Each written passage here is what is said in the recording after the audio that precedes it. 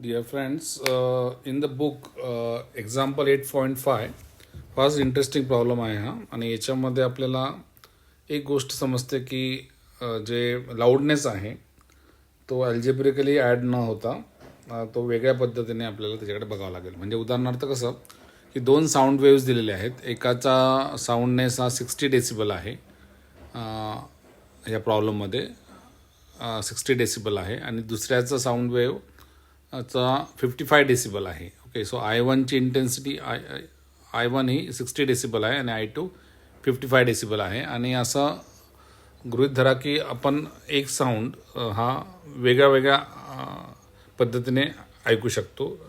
एकतर फक्त साऊंड 1 ऐकतो किंवा फक्त साऊंड 2 ऐकतो किंवा साऊंड 1 अधिक साऊंड 2 ऐकतो. साऊंड 1 अधिक साऊंड 2 ऐकतो.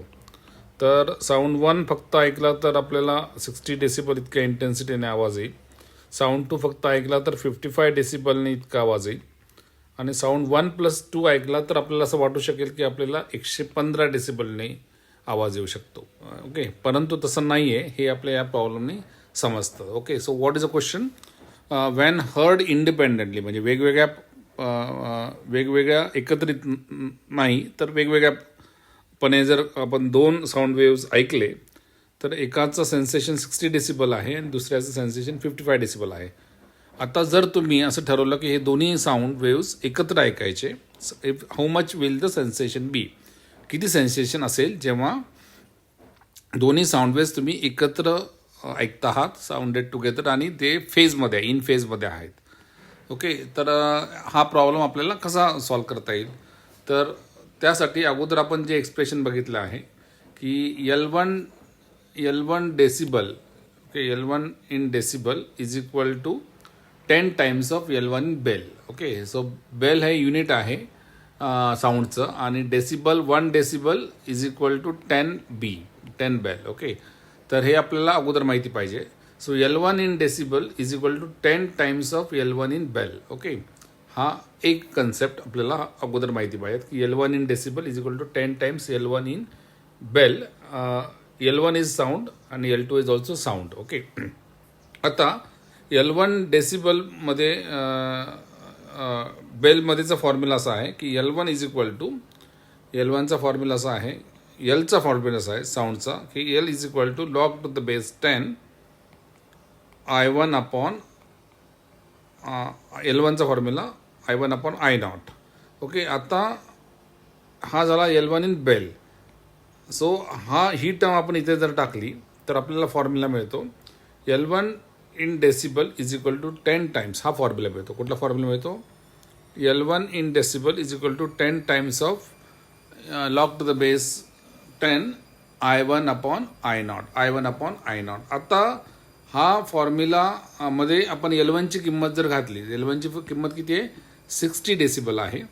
तर L1ची किंमत 60 घातली, so 60 is equal to 10 log to the base 10 I1 upon I0.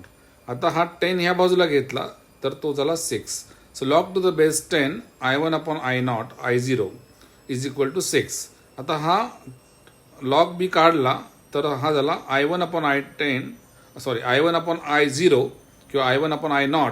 0 म्हणजेच I0 किंवा I0 म्हणता याला, हे लक्षात घ्या. याला मी I0 म्हटलो म्हणजेच I0 आहे. So I1 upon I0 is equal to 10⁻⁶. Okay, I1 upon I0 is equal to 10⁻⁶. So अशा पद्धतीने आपल्याला हे रिलेशन आलेलं आहे. ओके, पुस्तकात ते डायरेक्ट दिलेलं आहे की मी तुम्हाला समजून सांगितलं की I1 is equal to 10 10⁻⁶ times of I0 कसं आलं. ओके, अशा पद्धतीने. सिमिलरली जर आपण असं गृहीत धरला तर परत आपण हे रब करू आणि आपण असा L2चा फॉर्म्युला लिहू. L2चा फॉर्म्युला काय राहील? आता L2चा फॉर्म्युला येईल L2 is equal to log to the base 10 I2 upon I0. हा झाला इन बेल. ओके, इन डेसिबलमध्ये काय येईल?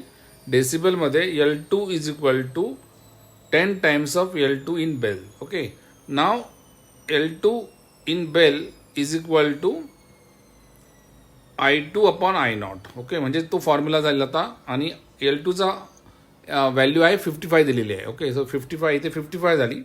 सो इकडे 55 येणार. So this becomes 55 is equal to 10 times of log to the base 10 I2 upon I naught, आणि then this is I2 upon I naught is equal to 5.5. 55 upon 10 is 5.5. So I2 upon I naught is equal to I2 upon I naught will be is equal to 10 raised to 5.5. 10 raised to 5.5. So this becomes 10 raised to 5.5. Okay, 10 raised to 5.5. So अशा पद्धतीने आपल्याला हे expression पण मिळालं आहे की I2 is equal to 10 raise to 5.5 into I naught किंवा I0. तर एकदा तुम्हाला I1 आणि I2 हे I0च्या टर्ममध्ये मिळाले की आपल्याला आता I काढायचा आहे. So I is what I1 plus I2. I is I1 plus I2 चा square. Okay, I1 plus I2 चा square which is I1 plus I2 चा स्क्वेअर झाला I2 चा स्क्वेअर झाला I1 plus I2 plus 2 I1 I2 चा root. Okay, so हे expression आपल्याला माहिती आहे की A plus B bracket square is equal to A square plus B square plus 2AB. Okay, त्याच पद्धतीवर I1 प्लस I2 चा square is equal to I1 square plus I2 square plus 2I1 I2, आणि याचा route जर काढला आपण, याचा square route घेतला तर हे एक्सप्रेशन मिळतं. ओके, हे एक्सप्रेशन मिळतं तुम्हाला. काय एक्सप्रेशन मिळतं?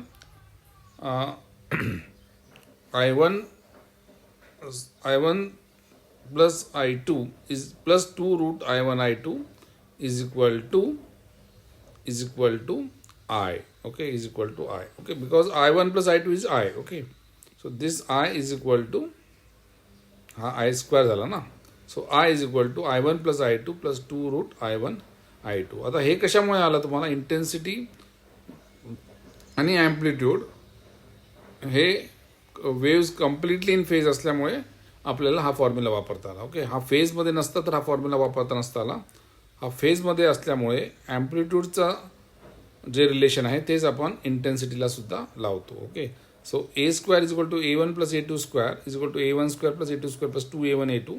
तर त्याच्याऐवजी आपण I square is equal to I1 plus I2 square is equal to I1 square plus I2 square plus 2I1 I2 अशा पद्धतीने तो सॉल्व्ह करतो. ओके, म्हणजेच I is equal to I1 plus I2 plus 2 root I1 I2. आता इथे आपण फक्त किंमती घालायच्या. या किंमती घातल्यानंतर आपल्याला हे उत्तर येतं की I इज इक्वल टू, हे सर्व मी रब करतो आता.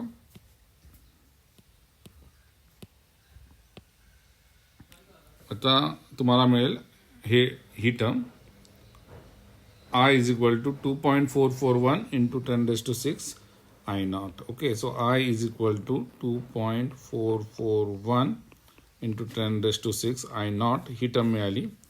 नाव once you get the relationship between I and I naught, okay, now you have to find L. So L is equal to काय? L is equal to 10 log to the base 10 I upon I naught. Okay, so wear I is in हे झालं तुमचं डेसिबलमध्ये. इथे I ची किंमत आणि I नॉटची किंमत. Okay, so 10 log to the base 10 2.441 into 10 raised to 6 I naught upon I naught, आणि हा I naught कॅन्सल होईल. त्यामुळे तुम्हाला हे एक्सप्रेशन मिळेल. आणि हे सॉल्व केलं तुम्ही, हे लॉगरिथम सॉल्व केलं की तुम्हाला 64 डेसिबल असं उत्तर मिळतं. ओके, तर हे तुम्ही सॉल्व करून बघा. लॉगची किंमत बघून लॉग टेबलमधनं लॉग टू द बेस 10 2.441 बघा ते तुम्हाला, आणि log to the base 10 raise to 6 बघा. So this becomes your answer. So this is plus 6. This is point. हा लॉग टेबलमधनं 3876 येणार आणि हा तुम्हाला 6 येणार. You add this, you will get the answer. Okay.